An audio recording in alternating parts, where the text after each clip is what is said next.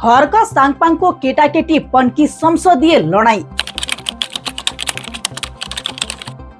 मान्य सदस्य हर्कराज राई, के विषय हो? यहाँले छोटोमा आफ्नो कुरा राख्नुहोस्। कि त प्रधानमन्त्रीज्यूलाई यहाँले बोलाइदिनु पर्यो, होइन भने त निस्केर जा भनेर मलाई भनिदिनु पर्यो। म अलिकति बदमास विद्यार्थी जस्तो पनि देखा परिरहेछु, सबैजना हाँसी पनि राख्नु भएको छ। यो दुईटा मध्ये यहाँले कुन चाहिँ नियम आज लागू गर्नुहुन्छ, म यो कुरा राख्न चाहन्छु। आज भोलि संसद बैठक कुनै रमिता भन्दा कम छैन।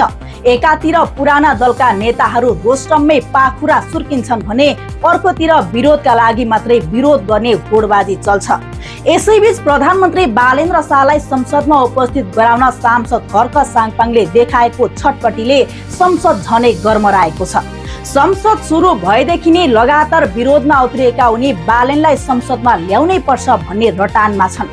हप्तौंसम्म आफ्नो माग सुनवाई नभएपछि बुधबारको बैठकमा त उनले सभामुखलाई नै ठाडो चुनौती दिँदै पड्किए, प्रधानमन्त्री बालेनलाई यहाँ ल्याउन सक्नुहुन्न भने मलाई नै यो सदनबाट निकाल्नुस्। साङपाङको यो आक्रोश कुनै नयाँ घटना होइन, बरु निरन्तरको श्रृङ्खला हो। उनी हरेक पटक सिटबाट झुरुक्क उठ्छन् र एउटै प्रश्न तेर्स्याएर संसद तताउँछन्। तर यहाँ एउटा गम्भीर प्रश्न उब्जिन्छ, के संसदमा आफ्ना एजेन्डा राख्ने तरिका यही हो त? संसद भनेको तार्किक बहस गर्ने गरिमामय थलो हो। साङपाङले अपनाएको मेरो कुरा नमाने म बैठक नै छाड्छु भन्ने शैलीले लोकतन्त्रको गरिमा बढाउँछ कि घटाउँछ? एक थरी विश्लेषकहरूको तर्क छ, प्रधानमन्त्री फिल्डमा खटिएका छन्, उनी विकास निर्माणकै काममा व्यस्त छन्। उनलाई संसदको औपचारिकतामा मात्रै अल्झाउनु कतिको व्यवहारिक हुन्छ। यता हर्क साङपाङ भने आफूलाई बदमास विद्यार्थीको संज्ञा दिँदै संसद बैठक नै बहिष्कार गरेर बाहिरिने गर्छन्। संसदमै डटेर आफ्ना तर्क राख्ने र प्रधानमन्त्रीलाई उपस्थित हुन बाध्य पार्ने कानुनी विकल्प हुँदाहुँदै सडक छाप जस्तो व्यवहार संसदको रोस्टममा देखाउनु कतिको सुहाउँदो कुरा हो। संसदमा सरकारको जवाफ माग्नु उनको नितान्त अधिकार हो, तर त्यसका लागि प्रयोग गरेको बदमास विद्यार्थी शैलीले म अलिकति बदमास विद्यार्थी जस्तो पनि देखा परिरहेछु, सबैजना हाँसी पनि राख्नु भएको छ।